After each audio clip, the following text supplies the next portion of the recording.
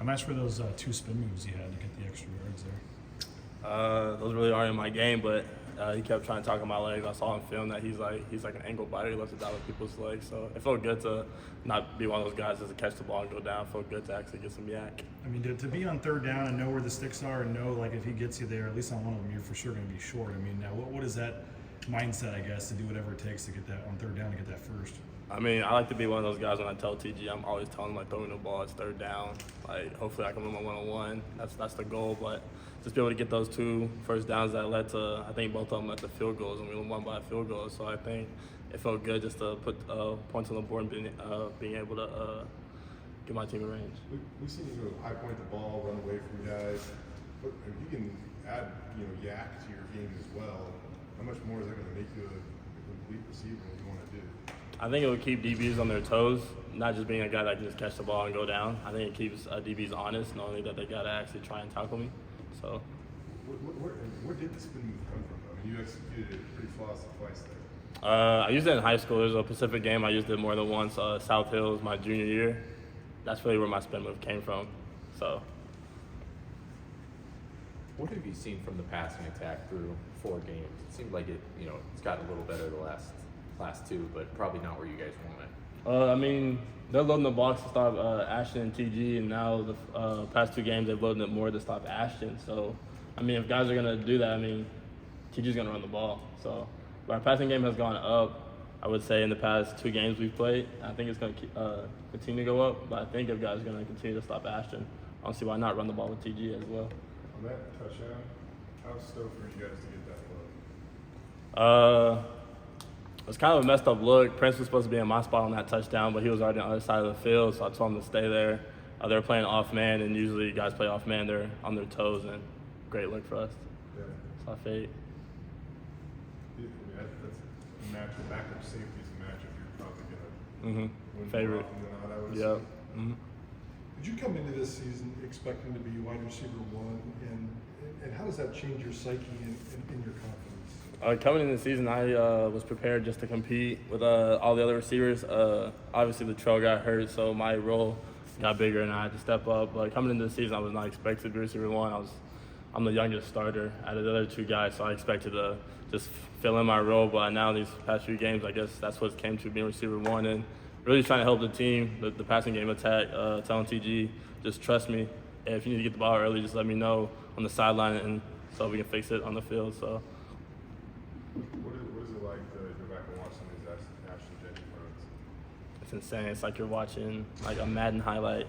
It doesn't seem real. It seems like nobody can tackle him. It's almost unreal. Heisman-like. You said keep running if they're going to give it to you, keep doing it. But how much do you guys need to prove that you can have a little more downfield passing attack on a consistent basis to keep them from being too one-sided on the defense? Yeah, I would say the DBs lately have been coming up and pressing us knowingly. Off coverage is like our best suit. That's where we get our most balls caught when DBs play off coverage. I think we need to complete more of our downfield shots so it keeps them, once again, honest, not just knowing if they press us that we can't get off or we can't get open. So I think downfield shots will help a lot more, not just with me, with Prince, Bill, Static. How's Prince coming along? You expect to see his reps in the game continue? I think with all of us, but more like with him, is like being consistent in practice, whether it's speed off the ball or knowing your play or finishing the route. But his role's only going to grow. He's a great player. Try to keep him off the field, but I think it's just being more consistent in practice, in the meeting rooms, all that. Billy being a 6th-year guy, and I know he's not having the season he's wanted to statistically with receptions and whatnot. How's he handling it? I mean, Billy's an energy guy. He's always in the locker room dancing. He's never going to let you know that he's not unhappy. So, and Billy's a good guy, great guy. He does whatever he needs to do for the team, whether it's going to go block, catching 5-yard slant, or whatever it is. He's just a good guy. He doesn't show that his stats aren't what he wants it to be. Last week, Matt Miller mentioned Billy's leadership in the wide receiver room. It's one of the biggest things he's added to the team. What do you see from that? What does he do for that room? I think just having 2 older guys, him and Stat in there, just provides us with like somebody we can talk to. They've been in the game 4 or 5 years longer than us, so whenever like we have a bad practice, Billy or Stat always stepping in and just telling us like this isn't the standard, or if we had a good practice, even saying that we can work, and just there can be more out of us even though if it was a good practice. Going back to that touchdown real quick, that was the second week in a row that Taylor said it was a pretty nice ball. How good was that pass that he I mean, it's always a great feeling to be running in stride and the ball just to land in your lap. But me and TG work at it after practice, whether it's him getting one more rep in it or 2 more reps or a scramble drill, and him just knowing that his feet have to be set, especially if I beat a guy how I beat the safety on Saturday, whether it's getting the ball out early or putting more air or just getting it there.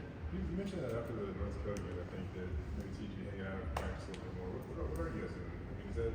I mean, We really go over routes that we either missed or didn't get to, or he didn't get his read, or if he wasn't able to get the ball off. So that's basically it. But we do stay after practice. We'll hit, today we hit, I'm not going to say the route, but we hit a ball that I didn't get in practice. So it's just like little things like that. Any NIL opportunities coming your way? Are you working on any of that, finding time? I mean, you're having a terrific season. I mean, right now I'm not really looking into things like that. I'm really just trying to get a win after a win, no matter what team it is. I'm thinking they'll come, but right now I'm not too worried about it. What's your perception of like the Memphis football program and obviously another group of 5, team you guys are going to be battling with, and what are your thoughts on playing on this Saturday? I haven't seen the offense side of the ball besides number 4. It's hard to miss him. He's pretty flashy. Just their program. Oh, their program? Oh, I really don't know much about the Memphis program.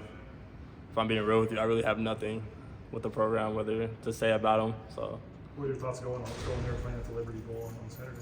I mean, going back down to the South, near the South, whatever, I know it's going to be hot. It's going to feel good to play in that atmosphere again. So that's really what I'm looking forward to, just going back down there. How's Ashton Genty handling superstardom? He's humble, so it's really hard to, even when you try to pick on him, telling him like, oh, you're a Heisman candidate, or you're the best running back in the nation. He doesn't take it to the head. He's always going to come back at you with a joke. He's never going to be like, yeah. He's not that type of guy. He's always a guy that's going to have fun in the moment, whether it's for me, TG on the sideline, any of that. He's always going to be dancing. Like, that's just who he is. Is that what's fun for you guys? And you said Ashton Genty's name twice in Heisman during this media session here. To be able to celebrate him, I guess, because he might not be able to, I suppose. You said he's humble. Is it fun to be his hype guy?